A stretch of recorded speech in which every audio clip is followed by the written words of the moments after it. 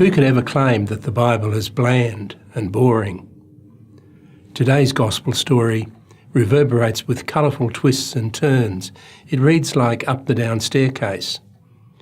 It's a highly visual story with all the pizzazz of flamboyant Australian movie director Baz Luhrmann. Here we find Luke, the storyteller, at his ingenious best, uncorking the transfiguration so that we might engage the transcendent, even though our boots may get muddied. In this story, Peter, James and John, like rowdy though fast-fading fans in a bar, never seem to know when it's time to go home. Peter pleads for the experience to be prolonged. He proposes building tents for Jesus, for Moses, for Elijah. Now here's a question for you. How does Peter recognise Moses and Elijah? They were both long gone and he didn't have a recent photo of them. Perhaps it's because Moses and Elijah are both mountain men. And as English mountaineer Brian Blessed puts it, no one can climb mountains and not believe in God.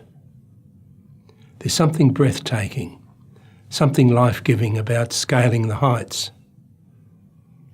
Not only Jesus' garments, but Moses and Elijah's faces are beaming in the encounter. Mount Sinai was a place of promise for Moses. For Elijah, Mount Carmel reveals the divine presence, lurking not in the boisterous squalls or the earth-shattering quakes, but in the gentle breeze. Then again, what if transfiguration marries mystery to muddied feet? When Peter, James and John meet Jesus, they are enchanted. And they're still enchanted up there on the mountain. That's why they don't want the show to end. They notice the easy interactions between Moses and Elijah and Jesus, and they want to join in themselves. Jesus' encounter with Moses and Elijah stirs something deep within the disciples. It's clear that Jesus is on a different wavelength, and it's the most attractive. Peter, James and John may want to build tents for Jesus, Moses and Elijah, but it's likely themselves who are living tentatively. So it is that halfway through the story, we hear that they're now disenchanted. They're weighed down by sleep. They grapple with fear as the clouds overshadow them. While clouds generally signal a divine presence, this time the bitter tears of disenchantment weigh them down. And it's here that we reach the heart of the story.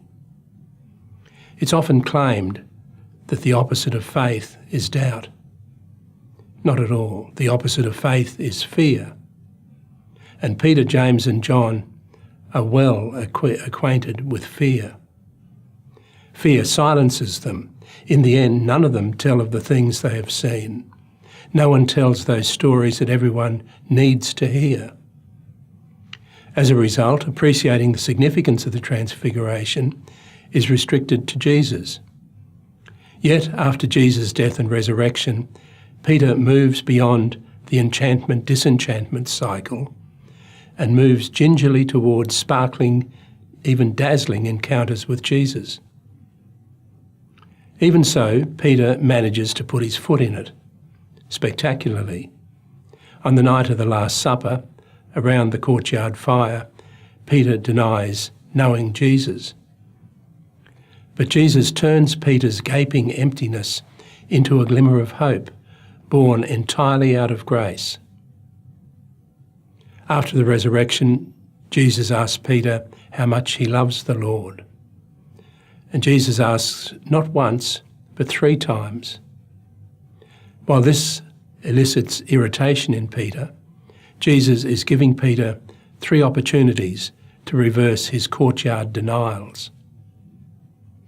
Maybe the pathway to encountering the divine still travels via enchantment and disenchantment.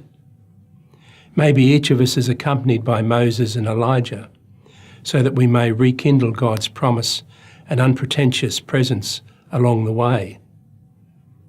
This will see us finding the divine footprints, even in gaping emptinesses.